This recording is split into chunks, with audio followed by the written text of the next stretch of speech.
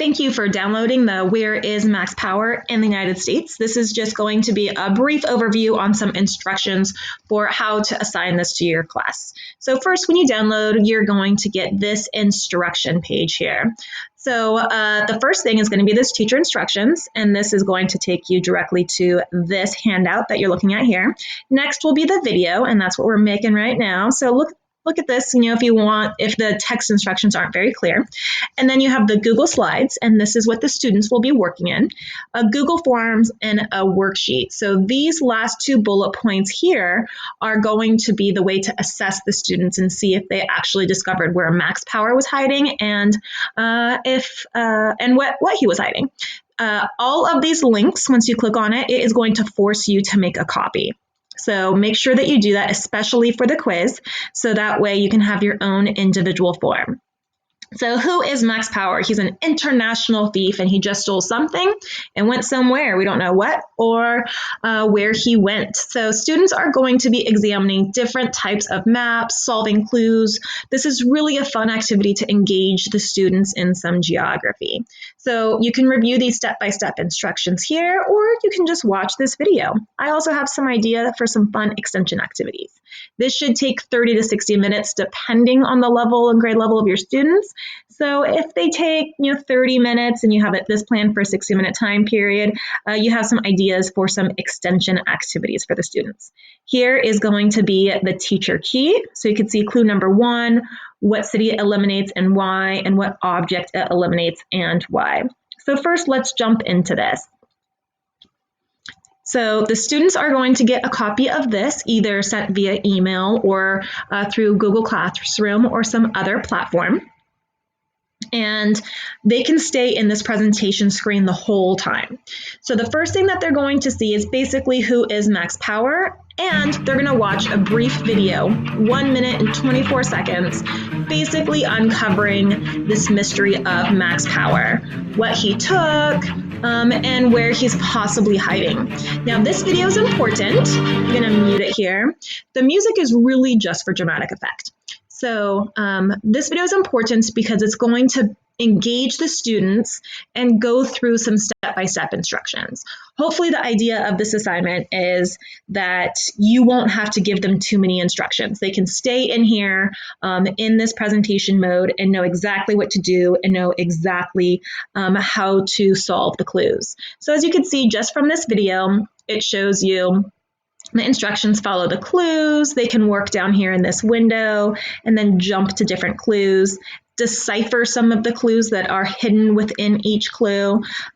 This is going to point you to a video that's on the next slide that's going to go over some of the geography. And again, unmute it. Again, just kind of some drama thrown in there. So on the next slide, this is going to give the students, again, I'll just unmute it for just a little bit.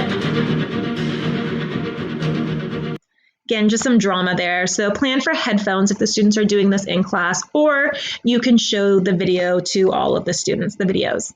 And this is just going to be a Google Maps video so the students can see some of the basic geography of where these places are. Just kind of jump ahead. So you can go into Tampa. And here they're going into, what is this, Las Vegas?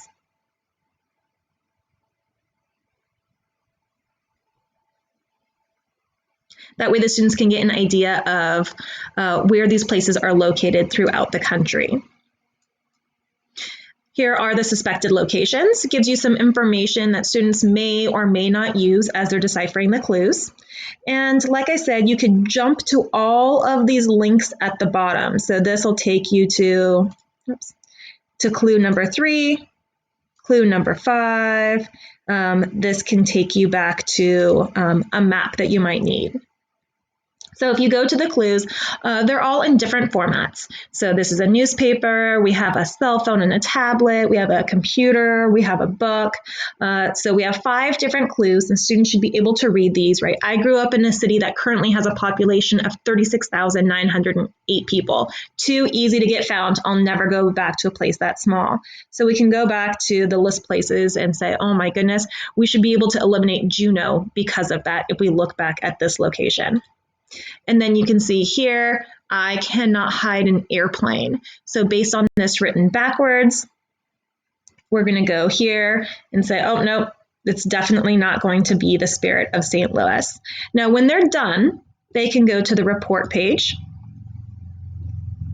And on this report page, they can click here. And students will be forced to make a copy of their worksheet, which they can then upload to Google Classroom. And the worksheet then looks like, where is it? Looks like this. Here we go. So students can write their name, the date, the place that's eliminated, and how they know. If you don't want them to do a worksheet, if you don't want to grade a worksheet, then they have this. There's this Google form that they can fill out. So if you preview it, you can see I have, I'll just put random stuff here. And then it shows the progress bar on the bottom, and it basically outlines clue number 1. This eliminates this location and this specific object. So those are some options for you as the teacher. And then again, at the end of the assignment, you can have a discussion. Okay, well, what did you learn about national parks? Which places are a peninsula? Which place has the highest population and why? And you can have some discussion questions. And again, this is just kind of a fun way to engage the students while also learning generally about some American geography. So I hope you find this video helpful. I hope you like this lesson. Please let me know in any type of comments. Thanks. Bye. Happy teaching.